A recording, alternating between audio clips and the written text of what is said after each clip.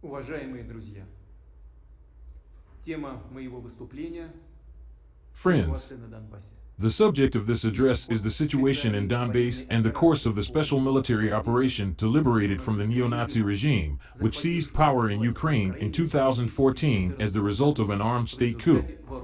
Today, I am addressing you, all citizens of our country, people of different generations, ages, and ethnicities, the people of our great motherland, all who are united by the great historical Russia, soldiers, officers, and volunteers who are fighting on the front line and doing their combat duty, our brothers and sisters in the Donetsk and Lugansk People's Republics, Kherson and Zaporozhye regions, and other areas that have been liberated from the neo-Nazi regime.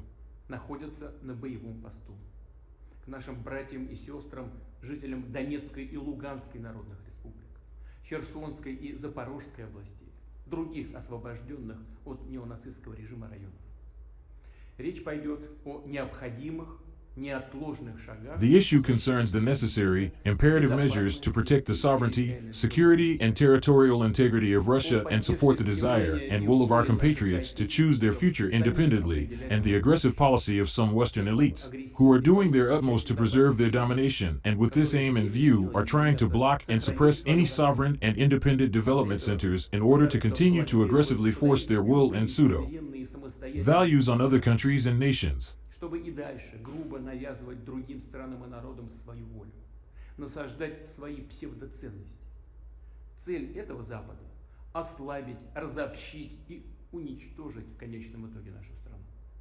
Они уже прямо говорят о том, что в 1991 году смогли расколоть Советский Союз, а сейчас пришло время и самой России. Что она должна распасться на множество смертельно враждующих между собой регионов и областей. The goal of that part of the West is to weaken, divide, and ultimately destroy our country. They are saying openly now that in 1991 they managed to split up the Soviet Union, and now is the time to do the same to Russia, which must be divided into numerous regions that would be at deadly feud with each other. They devised these plans long ago. They encouraged groups of international terrorists in the Caucasus and moved NATO's offensive infrastructure close to our borders. They used indiscriminate Russophobia as a weapon, including by nurturing the hatred of Russia for decades, primarily in Ukraine, which was designed to become an anti-Russia bridgehead.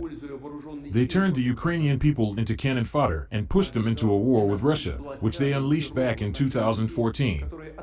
They used the army against civilians and organized a genocide, blockade, and terror against those who refused to recognize the government that was created in Ukraine as the result of a state coup.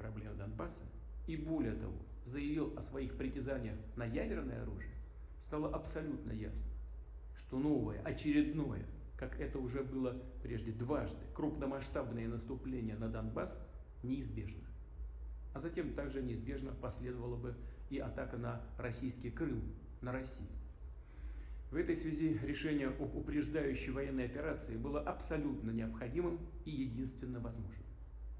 Ее главные цели – освобождение всей территории Донбасса. After the Kiev regime publicly refused to settle the issue of Donbass peacefully and went as far as to announce its ambition to possess nuclear weapons, it became clear that a new offensive in Donbass, there were two of them before, was inevitable, and that it would be inevitably followed by an attack on Russia's Crimea, that is, on Russia.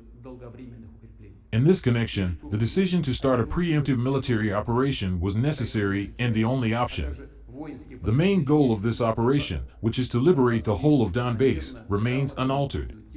The Lugansk People's Republic has been liberated from the neo-Nazis almost completely. Fighting in the Donetsk People's Republic continues. Over the previous 8 years, the Kiev occupation regime created a deeply echeloned line of permanent defenses.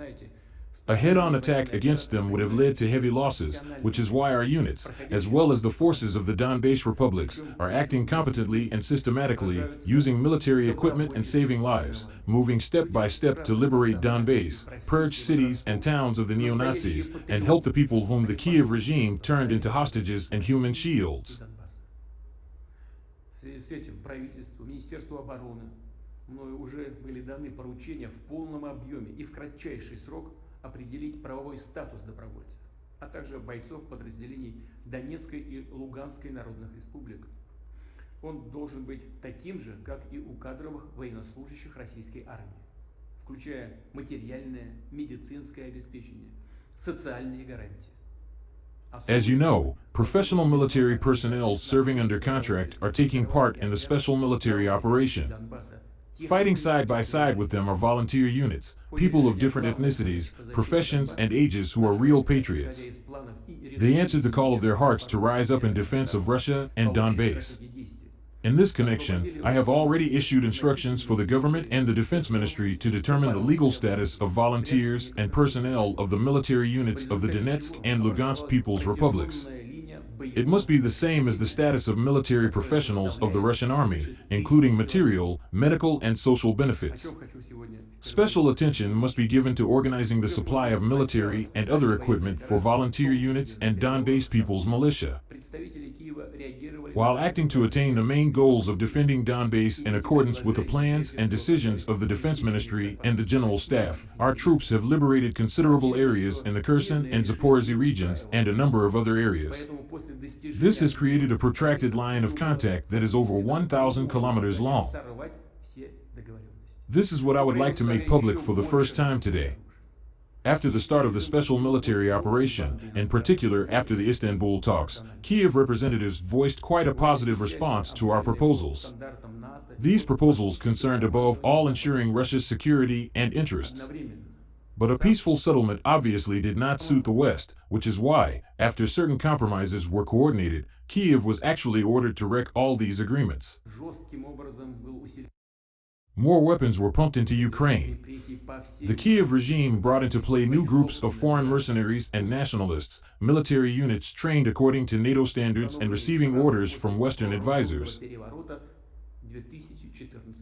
At the same time, the regime of reprisals throughout Ukraine against their own citizens, established immediately after the armed coup in 2014, was harshly intensified. The policy of intimidation, terror, and violence is taking on increasingly mass-scale, horrific, and barbaric forms. I want to stress the following.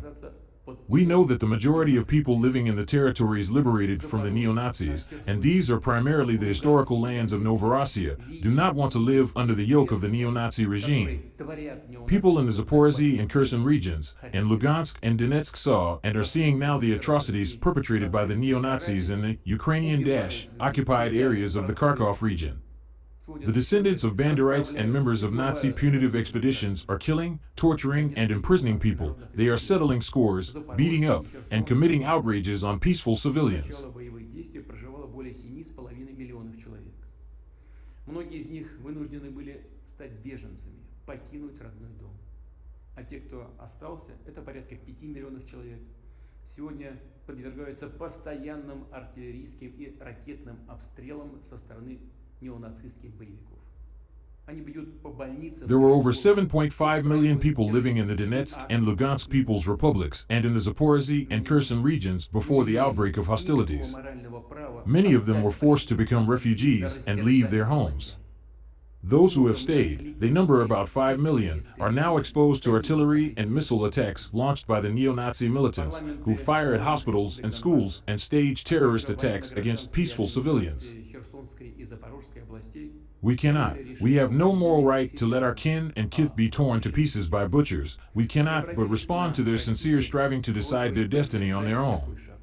The parliaments of the Donbass People's Republics and the military-civilian administrations of the Kherson and Zaporozhye regions have adopted decisions to hold referendums on the future of their territories and have appealed to Russia to support this. I would like to emphasize that we will do everything necessary to create safe conditions for these referendums so that people can express their will. And we will support the choice of future made by the majority of people in the Donetsk and Lugansk People's Republics and the Zaporozhye and Kherson regions. Friends, today our armed forces, as I have mentioned, are fighting on the line of contact that is over 1,000 kilometers long, fighting not only against neo-Nazi units, but actually the entire military machine of the collective West. In this situation, I consider it necessary to take the following decision, which is fully adequate to the threats we are facing. More precisely, I find it necessary to support the proposal of the Defense Ministry and the General Staff on partial mobilization in the Russian Federation to defend our motherland and its sovereignty and territorial integrity, and to ensure the safety of our people and people in the liberated territories. As I have said, we are talking about partial mobilization. In other words, only military reservists, primarily those who served in the armed forces and have specific military occupational specialties and corresponding experience, will be called up.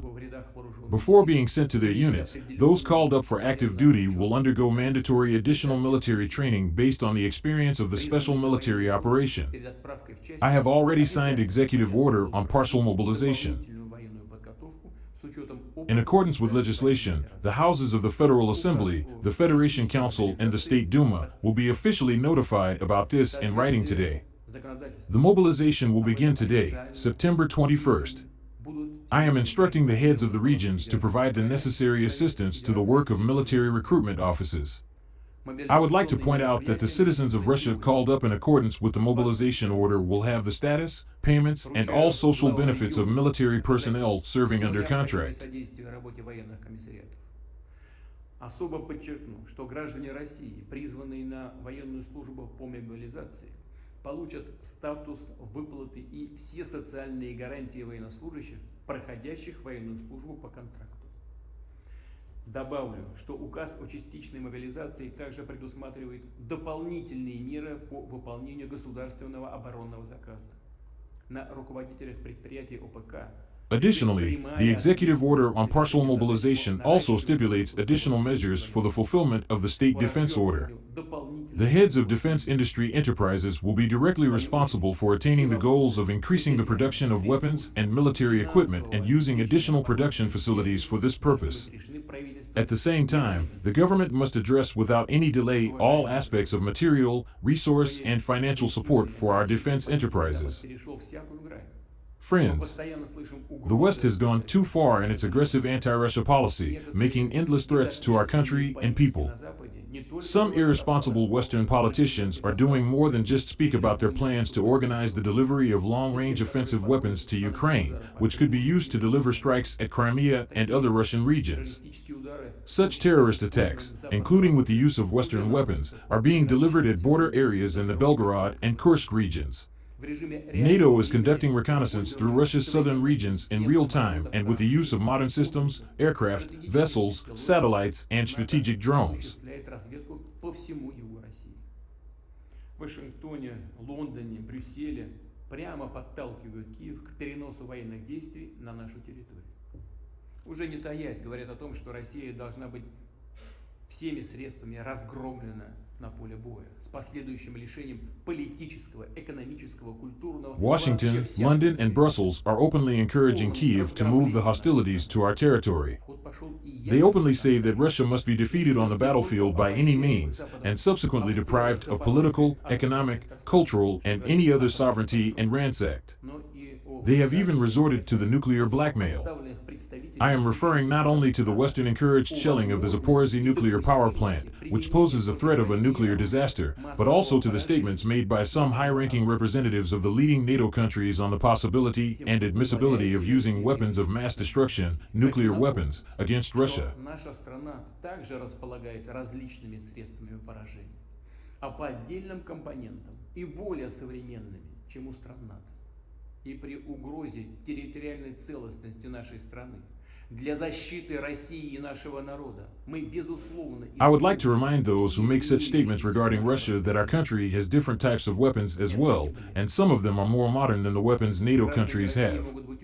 In the event of a threat to the territorial integrity of our country and to defend Russia and our people, we will certainly make use of all weapon systems available to us. This is not a bluff. The citizens of Russia can rest assured that the territorial integrity of our motherland, our independence and freedom will be defended, I repeat, by all the systems available to us. Those who are using nuclear blackmail against us should know that the windrows can turn around.